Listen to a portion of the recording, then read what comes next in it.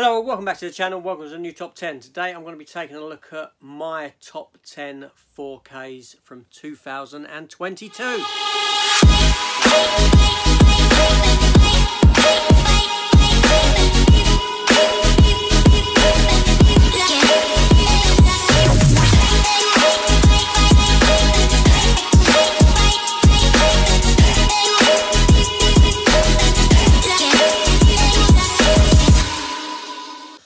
So yeah, I've made up a list and these are the films that worked for me that as 4Ks I was extremely impressed with.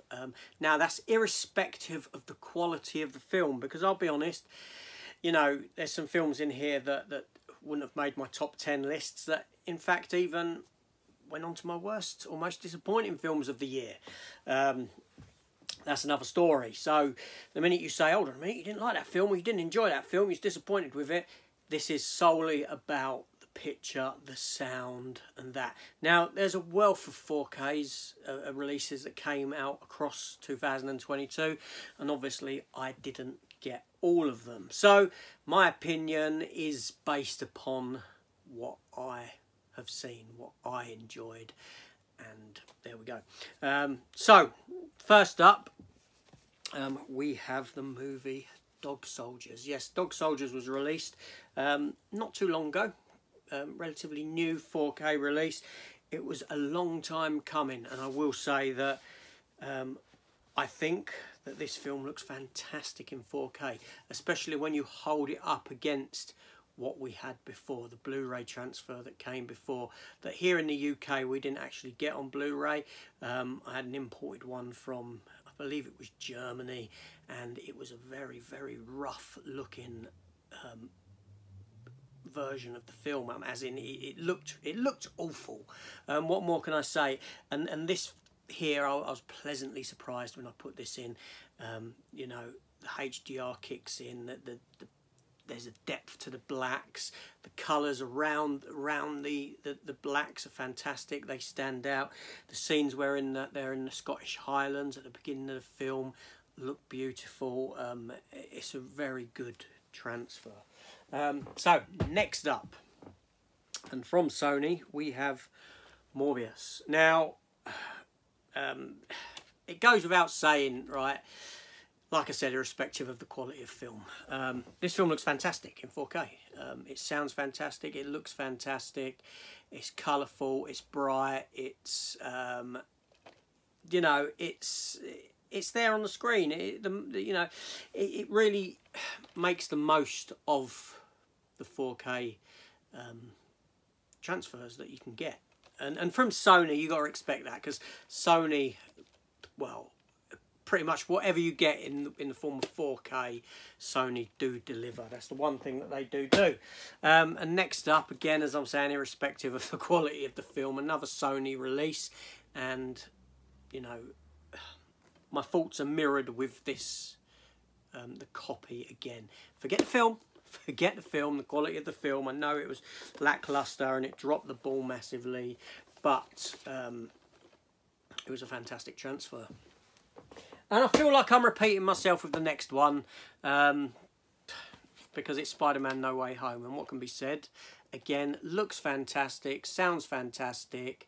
Some of the effects do look very cartoony. That's not a complaint on the 4K. That's more of a complaint on Marvel and the amount of time they spend on special effects. But the film looks great. The film does look and sound great. And another Sony release. So all three of them really could be batched into one. They're all of similar level of quality. All very good. All very strong. And look dynamic on a big screen. Okay, one that's out of left field. And this is Doctor Who Invasion Earth. Now I didn't know which one to pick, because you had Doctor Who Invasion Earth and you had the other Peter Cushing film that was released a month before this. And again, you know, when you're talking about a transfer from film to 4K, they look fantastic, and there's no difference here. That Studio Canal have brought out a version of this film, and this film here, I've chose this one over the other one because it is actually my favourite of the two Peter Cushing Doctor Who films. It's the one with the most colour in it, the one that's the most exciting, the one that's the most vibrant of the two. And it just, on a big screen, it looks glorious. Like I said, whenever you're transferring from film to 4K as opposed to a digitally shot film, you always feel it. Next up, another film from the 80s that got a 4K this year, and that was The Lost Boys. And I was blown away by this as well. It just looks fantastic. When it's dark, it's dark. You know, the NDR doesn't shout out at you. There is a reduction in the grain, and it looks like a really smooth and nicely produced item. And you know, again, the sound is fantastic on it. It's got Dolby Audio, Ultra HD Premium, DTS HD Master Audio, and the sound system is put to work when you're watching this film. And again, just a masterful release. Now, a film that has divided audiences in amongst my viewership because it's one that is on one of my most disappointing list of films for the year, but I will defend the film in its 4K transfer.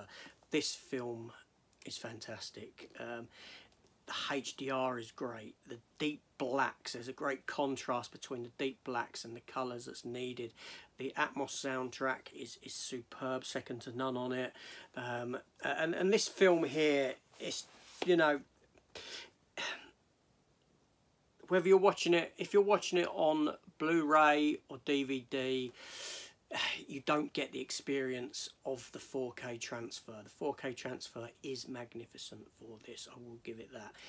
Like I said, it's a film that was disappointing for me, that I had a lot of issues with, but this is solely about the product here on screen and how it looks, how it sounds, and nothing more than that, really. And another one here, Reservoir Dogs. Yes, Reservoir Dogs came out. And again, considering the transfer that was the Blu-ray, this is miles and miles ahead in leaps and bounds in what it gave us. This picture quality here is so clean. It looks fantastic. The reds with the blood in the blood scenes, they pop off of the screen. The blacks, the suits, it's just a fantastic 4K release. Not to be missed if you have the chance to pick this one up and you're a fan of Quentin Tarantino movies. It looks fantastic. And then another film, Dune. Yes, now this might seem quite old, as in this film actually came out in 2021, latter part of 2021, but the release, the physical media release, came out in 2022, hence the reason why I'm putting it onto this list here. And again, this film, the 4K transfer just does wonders for it. I mean, this is a beautiful film. It's a beautifully shot film with a lot of fantastic scenery. You know, it's like poetry on screen when you watch this film.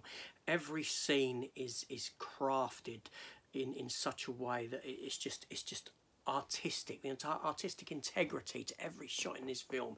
Everything is thought about, and the 4K transfer just brings this film to life on the screen. The sound system on it is fantastic as well. You know, the HDR is superb. Really not one to be missed again in 4K. It does wonders for this film.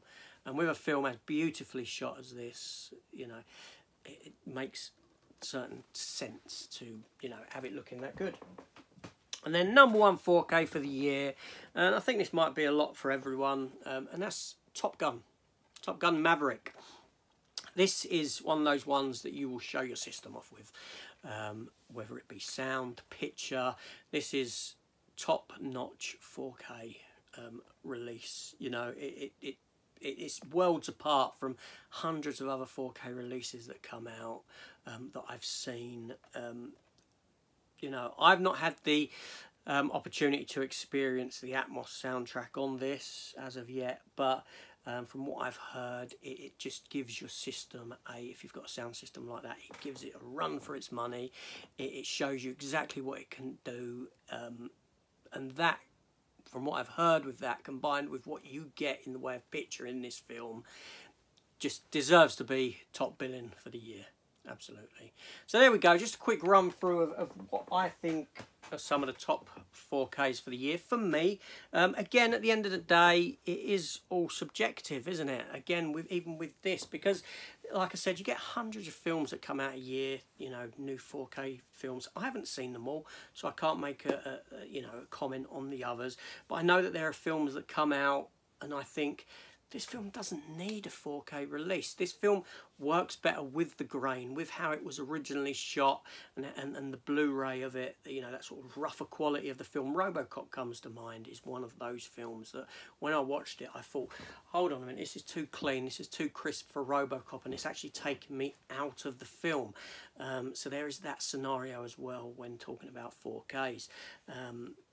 And so not every film I feel needs a 4K, so there is that kind of you know, thought process behind it, that subjectiveness to your what works for you and what doesn't.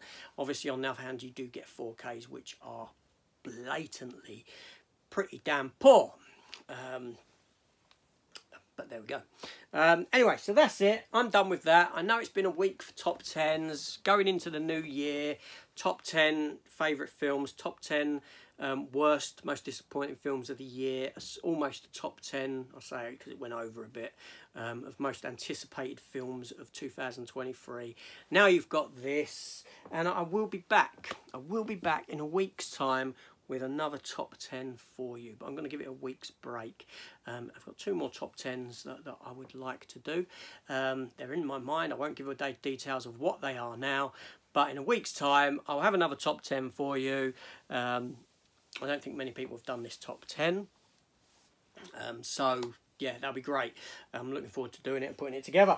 So this is AJ. So hit the subscribe button, come and join the channel, give me a thumbs up, give me a share, whatever. Leave me a comment down below. Leave me a comment and tell me what you think. You know, what were the best 4Ks for you this year? What ones did you like the most? Or do you not care about 4K? Do you not go into that side of it? Is it just I'm happy with the, you know, with the Blu-ray or the DVD? That's fine. It's all, again, it's what you're happy with. It doesn't matter. Just because I like experiencing 4K and Blu-ray doesn't take away, because I still buy a wealth of DVD as well. I certainly do. I've got a whole stack of them in a cabinet facing me at the moment, with videos coming up looking at those as well in the near future. So with that all being said, I'm getting away.